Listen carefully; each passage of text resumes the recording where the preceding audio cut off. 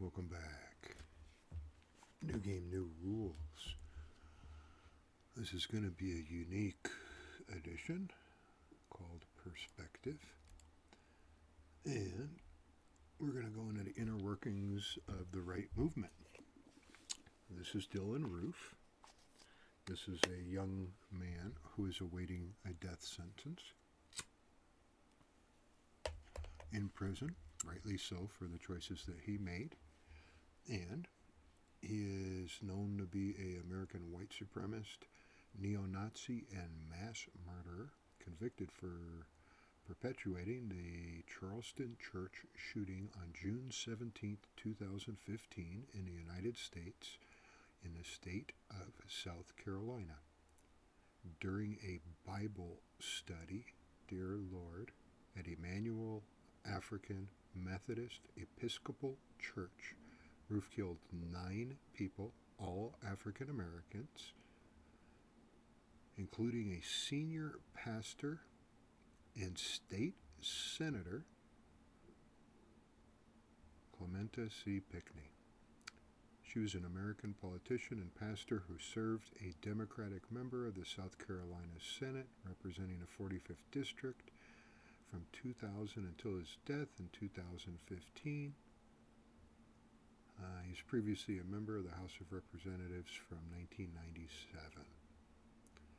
After several people identified him, he became the center of a manhunt that ended the morning after the shooting with his arrest in Shelby, North Carolina. He later confessed he committed the shootings in hopes of igniting a race war.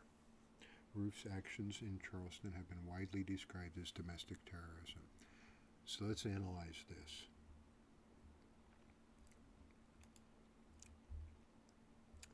Everyone has the right to freedom of thought, conscience, and religion. Everyone. This right includes freedom to change his religion or belief in freedom, either alone or in the community with others, and in public or private, to manifest his religion or belief in worship, teaching, practice, and observance. So, here's the church. Beautiful church in South Carolina, where people felt that they were safe to be able to go and worship God. And unfortunately, this dude showed up. Now, this is a repeat of Christopher Columbus coming to the United States, or the Americas, or the native country, whatever it was called prior to the United States, the native land, and stating that we were good traders, and then slaughtering 100 million people. No difference. A wolf in sheep's clothing. Real simple. Now, this beautiful church housed beautiful people, including a senator going there. My Lord. And let's take a good look at this is who is Dylan Roof, other than he uses a bowl to cut his hair, and his parents didn't want him. They told him he was an accident, and he had all these explanations, but I want to go over what's not included. That's the important part to me. Now, 2015 is the date of the shooting. Early life is down here, but he was in the drugs, he was a kid. What was he looking for? Same thing everyone else is looking for. Acceptance, love, friends, girlfriend, etc., etc. And he was most likely rejected as a result of not having love shown in his family, aka an easy target for white supremacists to latch onto and tell them they have a better way. Sound familiar? Christians came, called it a pilgrimage, created the United States, and told the Indians we could do it better. Look at all of our nuclear facilities and where we ended up with our infrastructure, folks. So, what happened to this kid between his birth and him deciding to do this manifesto and deciding that it was appropriate to kill people of another race to start a race war. Why? Well, I'll tell you this much. After he did what he did, the average cost of a federal death penalty trial is more than $600,000, according to the Office of the Defenders. It's 8 times more expensive than a federal murder case when death is not considered, blah, blah, blah. Roof is facing 33 charges, $600,000. Here's another Colorado case, $3 million. This is to prosecute somebody after they've done dastardly deeds. It's quite obvious what they were intending to do. It doesn't really matter the motives from the standpoint of human beings were killed in mass quantity by another human being. It does matter the race. Pardon me if you take that the wrong way. Of course it matters. There's extra federal charges for racism involved. But there's a lot of killings where people are killing their same race as well. So I want to mention that. And 3 million after the fact. So let's solve that. Really simple. I'm going to go forward here. No, let's go out of sequence. I like doing it my way. So, this is him outside the door.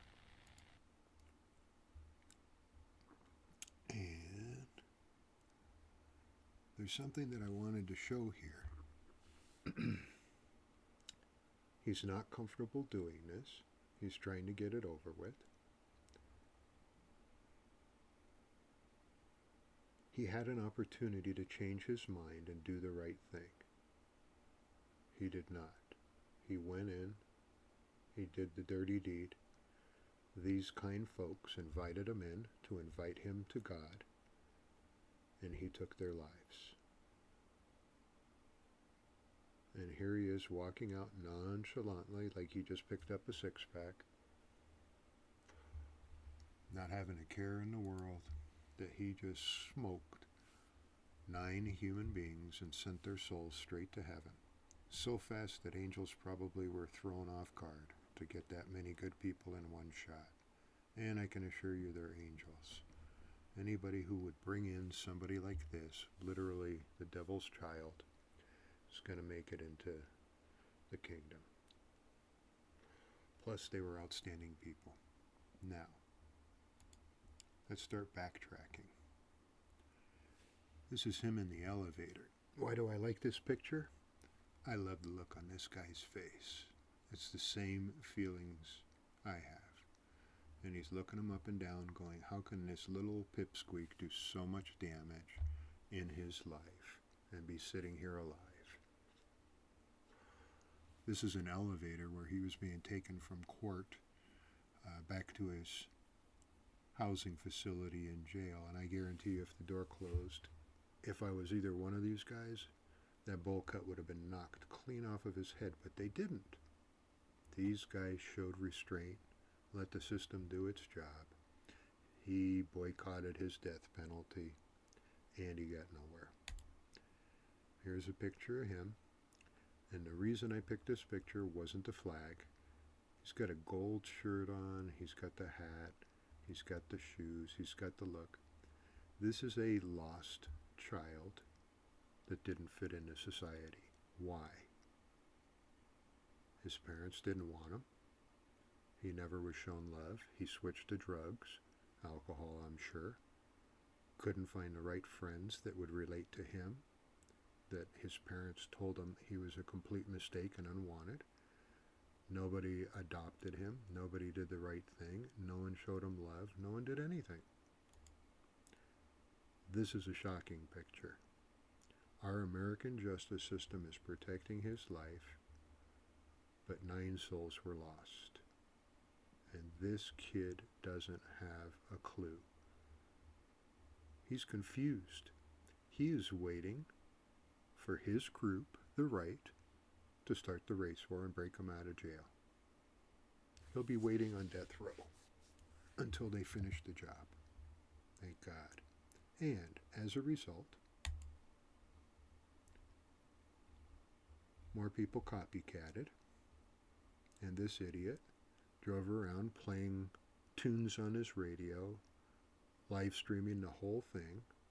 A bunch of right people copied all the music and said, boy, that music must be the key to hatred. And this guy in New Zealand successfully killed 51 people. I saw the video, and it literally, in I believe the first mosque, was a bunch of group of people jumping on top of each other, fighting to protect each other's lives, while this guy reloaded and just kept firing into the group. The most sadistic thing I've probably seen, next to the previous story. So, how do we stop this? Unfortunately, there is a war against religions from hate groups. They don't feel you have the correct right to do what you want and have freedoms. They're not happy, so why should you be? That's the mentality. You can correlate that to arrested development in a bicycle with a flat tire, or two flat tires, if you're referring to their brains. And here's how you solve it. You're going to need a door, a strong steel door that can stop 223 rounds, so you can be behind it. And you need a secure room in your facility, unfortunately, somewhere to run and hide, because the strategy of these guys, from their eyes' perspective, is the parking lot going into the door and trapping you within the building. It's the commonality in all active shooter situations. They have control when you run into a building and hide. They've got a group of people that becomes the target, and they're getting better and better and better, unfortunately. So if you had a secure room that was bulletproof, unfortunately, I know this is going to cost churches money, that would be a solution. And an armed security guard. Or someone's going to have to pack heat. Sorry to say this. This is what it's come to nowadays. Now, in Texas, a similar situation happened, and a person ended up killing a shotgun-wielding suspect with a single shot to the head during services at the West Freeway Church of Christ in Fort Worth, suburb of a white settlement, police and witnesses said. And he doesn't see himself as a hero because he was just trying to go to church and do his deal. These are most likely, let's see, that would be the genius. So, sinners or saints, can we be both? Why did I pick that? Well, unfortunately, in order to become a saint, it looks like you have to be a sinner in order to save your parish, church, synagogue, or religious house of worship, wherever it may be. Really shame. How do we prevent these people from flipping their lids? Well, in my area, a lot of services aren't available because it's extremely rural. And I'm going to use a neighbor as a perfect example. Boy Scouts aren't completely available in the area, so he has tents in the backyard in the summertime. And kids come over and visit and play, and he keeps an eye on who's who. So he's teaching his kids love and friendship and camaraderie while monitoring, showing love. It's all the guy does, all day long. Let me tell you about toys in the backyard. And he's teaching them about friends, love, acceptance. He's keeping his sheep in the flock. Really simple. Great picture here. Now, when the sheep gets outside of the flock, what happens? Hatred groups jump in. Why? They're easy sheep. They're lost. They don't have a family. They pretend they're their family, and that's an easy candidate. Now, what do they do with them? They use them just like the government. They claim to hate the government in their ways, yet they practice the exact same ideals to a T. Here's a great song to play. I Hate Hate, Razzie Bailey. It's actually a country song. Now, prisoners use nerves and feelings against each other. Why? What else are you going to do in jail but poke each other all day long? Stab each other, rape each other, go after those feelings, tell each other their families don't love them, etc., etc. So, that sounds to me like the formula for loneliness, depression, anxiety, and opens up the door for hatred. Real simple. AKA hell on earth. What's the definition? If you say that a place or situation is hell on earth, you're emphasizing that it's extremely unpleasant or that it causes great suffering. Well, those two shootings sure qualify. So, you can always go here and not only have solutions for this, but most of the world's problems, including world peace, etc., etc., how to free Julian Assange, how to hack vegetables and groceries for longevity, the Dyatlov Pass incident, little things. Natives are a commodity, all kinds of good stuff. Now, law enforcement's complaining about getting defunded. There's a lot of myths and truths about it. Let's just say they all got defunded for a second. Let's get them back on track. Let's say that performance-based activities equal rewards. In other words, if you got a schmuck sheriff or law enforcement agency in your area and they don't perform, leave them defunded. They don't want to solve the problem, boot them to the curb. But if they do want to solve it, here's a great solution. There used to be a law on the books all over the place that was highly successful where gangs of any type get all their items taken away and auctioned off. Their cars, their drugs get confiscated, the weapons get taken away. They become powerless and have to start over again. And don't worry, folks, they start up real quick, so don't feel bad for them. Now, they can take those monies based on performance, meaning they busted some bad guys, and now they got one heck of a budget. I'm all for that. It's performance-based, meaning if they want to get rid of crime, take all their stuff, sell it, get some money out of it. It doesn't cost the people like $600,000 or $3 million for a trial. Are you kidding me? Where do you think that comes from? Taxpayers. You want to know why your taxes are so expensive? We got to pay for stupid stuff like this after the fact. This is called insult to injury. Now, how do you change the law if this isn't in the law? There are two ways to change the law: by legislative action and or judicial action. In other words, one can get laws passed or can push a case to a judgment in court. It is amazingly easy to get a lawmaker interested in proposing a new law. It only takes several letters from about 3 constituents to start the fire. From there, however, you need to help the lawmaker to get votes needed to pass the bill. This way you pass the finish line. So, there's your instructions on how to make it where they get the monies taken away from hatred, and it goes to fund all the courts, all the law enforcement, and everybody's happy. Performance-based. Now, I found this. I thought this was fantastic. This is, I want to give credit to these guys, Southern Poverty Law Center.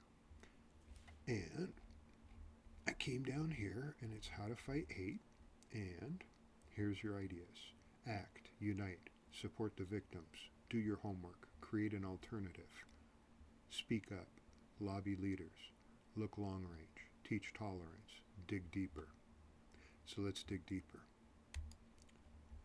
Vietnam War, African Americans were on the front line. I know this for a fact.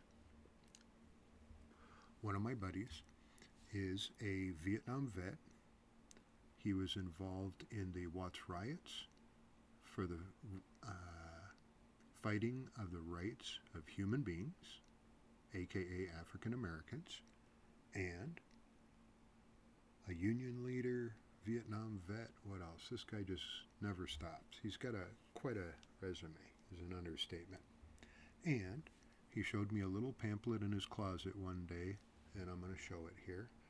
But I want to tell you about his Vietnam experience because he told me firsthand.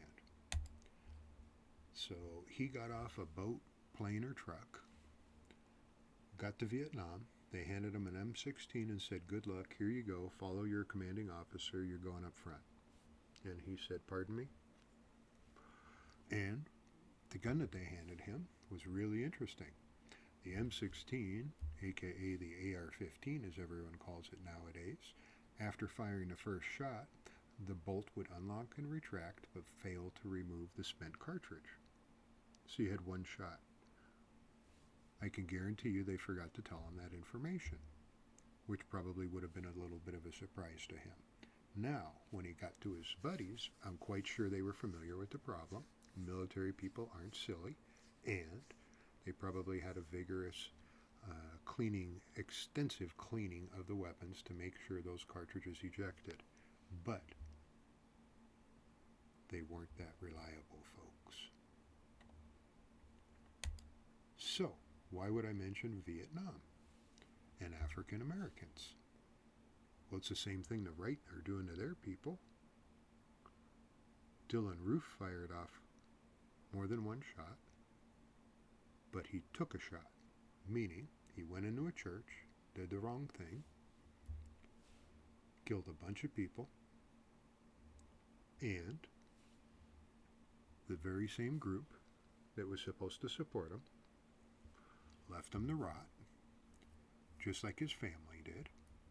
And I wanted to tell you what a great organization. So if you want to join them and you're a sheep that has lost from the flock, this is what you have to look forward to. Death row.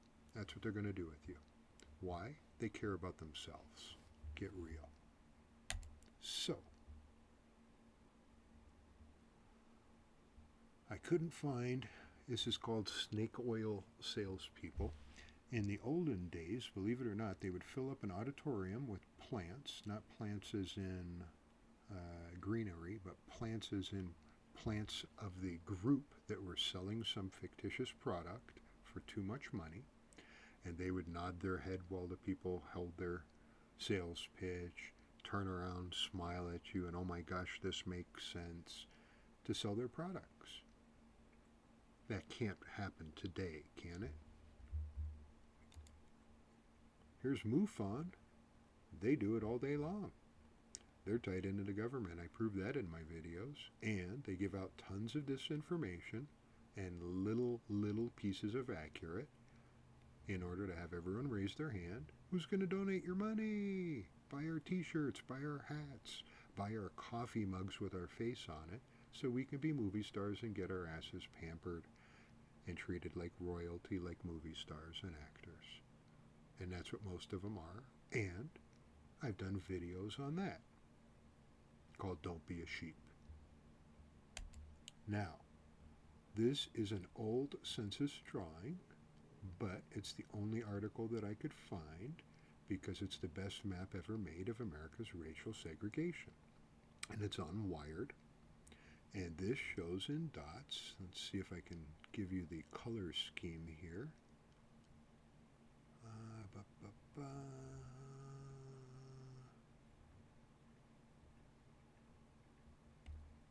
Well, this one's not too hard to figure out. Here's Detroit, one of the most segregated cities in America, and you can tell that one side is dang near one color and one side is the other. And let's see what else we have here. So, for United States being a melting pot, if you look here, you're seeing segregation, segregation, segregation, segregation, and in a few melting pot areas. New York is a giant melting pot, by the way, and also has segregated areas all over the country. And in the Bible, it says in the end, Everyone's going to segregate, have their own opinion, and go their own way. That's why I showed this. Now, this was shown to me in my buddy's closet, which he pulled out proudly to say that he survived. He survived the Watts riots, being a Union leader, not getting Jimmy Hoffa, and the Vietnam War. And one day he decided to pull out the Motorist Green Book. I had never seen one on a honky. I was confused. I wasn't around in that time era. I apologize. So I had to look it up. Now I've seen this and I've had the explanation directly from an African American, and I'm very privileged to have him explain it to me and tell me the details. And basically it was a list of restaurants where he wouldn't get his ass hung. Unbelievable. To eat a meal after working, after contributing in the United States as a human being, as a productive member of society, he had to use a booklet similar to this to go get a meal, or go get clothes tailored, or buy clothes, food, shelter, etc. Why? Back then, African Americans were referred to as colored, forgive me Lord, and they had a lot of signs stating, you weren't welcome here. And they meant it, unfortunately. Hatred. Just another form of it that's never gone away. Has it truly stopped, folks? So, distended stomach, African child. I want you to see that this still occurs today on our planet, in groves. This is hard to look at. This is very hard to look at. Human beings, souls. Look at this. Man, this is tough stuff. How can we let this happen? How can we let people be born on this planet, have millionaires and billionaires in one area, and have this happen on part of our planet? Unbelievable, folks. So, what's the solution? I looked up One Love, and I keep getting this site popping up, and I like it. Still don't know completely the One Love movement, but I like this particular version. How to love better. Education, training and resources. Love is learned. Man, good stuff. Sounds like family to me. And Relationships 101? Get out of town. That was the toughest thing when I was a kid, was to fall in love, get butterflies, and then get them ripped apart because we were young. Nowadays, it's even harder for kids to find butterflies, and when they do, they go nuts when those butterflies are no longer there. What a great website. So, what do I represent to solve all these problems? Well, the first thing is we need to save our oceans. Why they're first? Without the oceans, we don't get to save human lives. 500 million years from the Ordovician period till now to perfect animals, meaning the oceans, the birds, everything. Took God a little while. We haven't been there that long. We've already destroyed it. So, if we don't save our planet and ourselves in conjunction, we're all going to die. Now, you can join groups. There's ways here, 7 ways to help save the ocean. There's 2 giant patches of plastic debris that are floating around. And if you don't want to get up off your tushy and do something about it, have a bottled water. Why? I found a company by accident. They donate part of their sales to ocean conservation, recycling, education, and advocacy. And here's their recycling goal. Not too bad. Don't see too many companies doing this. And they want to reduce plastic pollution. They don't want to kill the ocean. The water is good for you. Results may vary if you drink it and you're 300 pounds or 200 like me. You probably won't look like this overnight, but it's a good start. And Here's where you can go buy it. Go buy some water. You'll save the planet just by changing a brand. Learn about brands.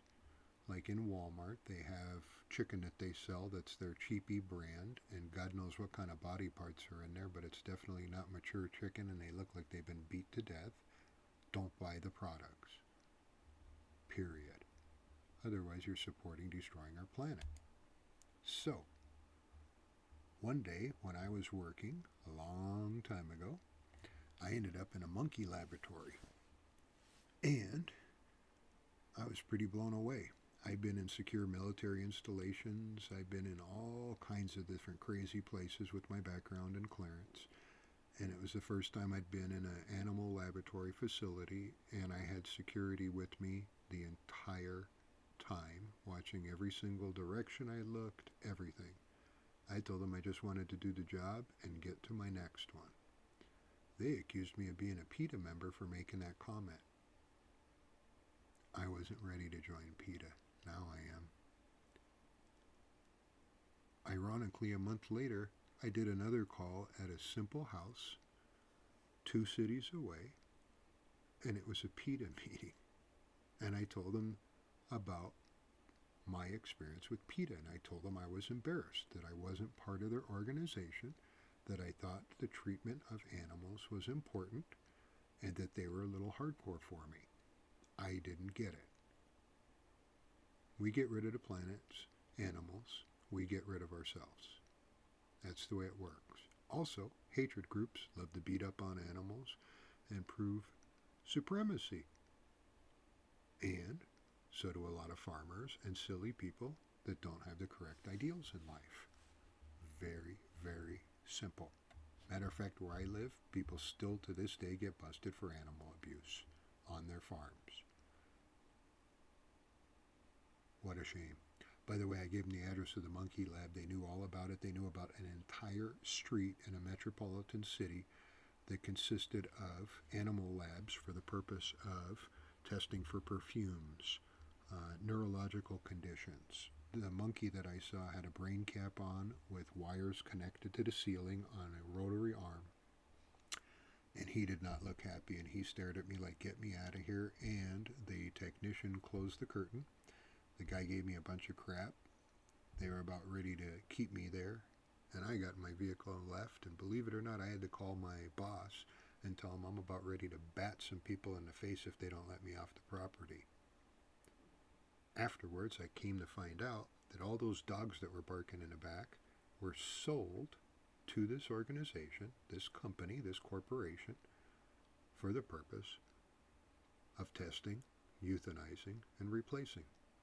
So if you're missing a dog, I got an address for you in Camarillo. I was going to pull it up, but I don't think the building's there anymore.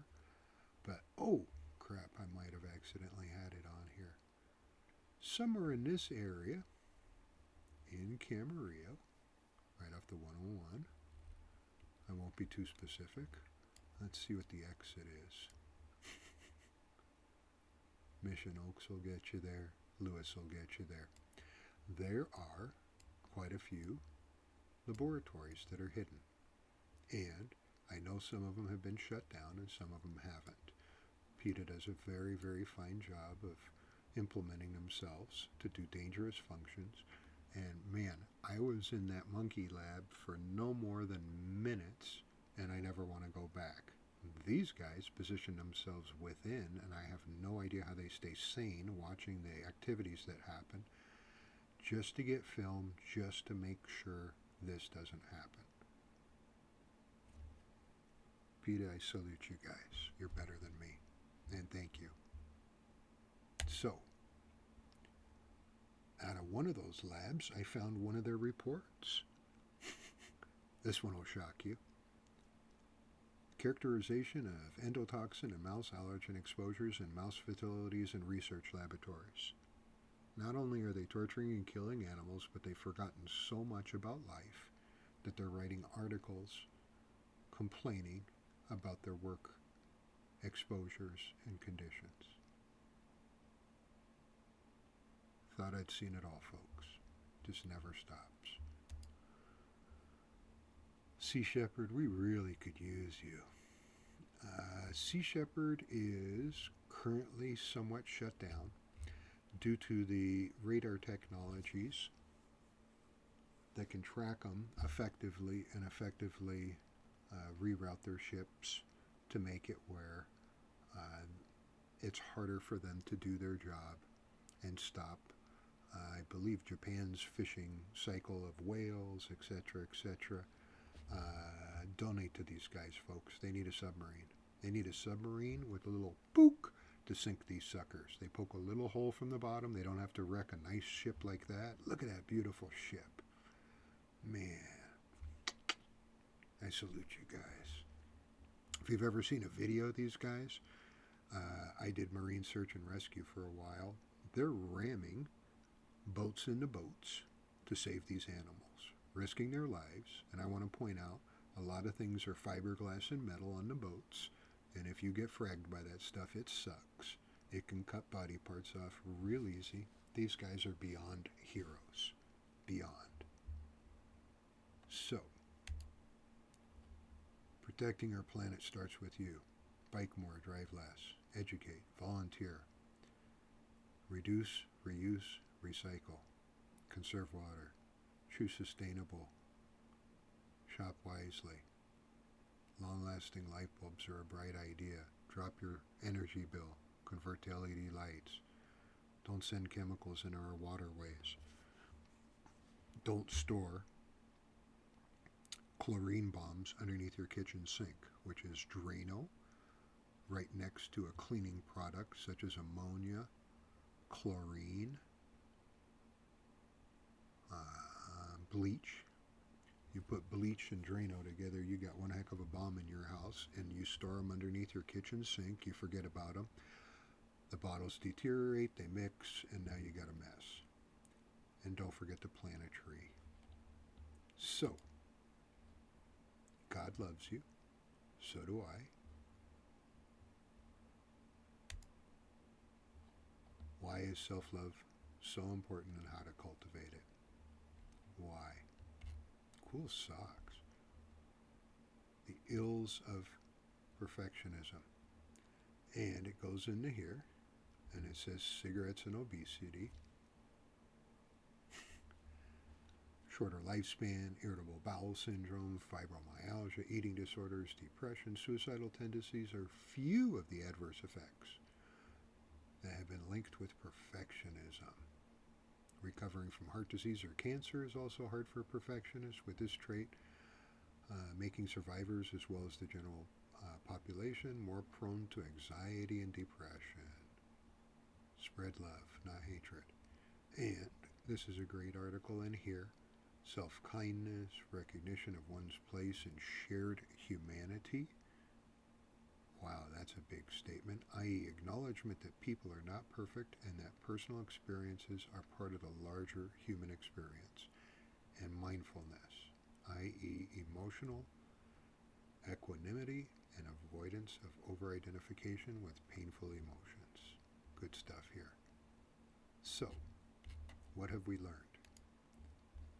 We've learned that you need to keep the sheep close to your flock, or else they'll fly the coop. And once they turn to hatred, with the way our society is, they'll end up in jail a few times. They'll learn how to become a perfectionist at crimes and hatred, and then it's hard to stop them. And what's the underlying truth? They're just a bag of nerves, just like everybody else. Don't let the tattoos, the shaved head, the steroid attitude, the 3% body fat scare you. We're all the same, folks. A bundle of nerves. What do you know? And what are we all looking for? Love, acceptance, family, having a fun time, enjoying life. So, your sheep gets too far from that, you're going to have a problem. My name's Mike Hilty. New game, new rules. Probably my hardest episode ever to talk about. Thanks for watching. Support life, not me.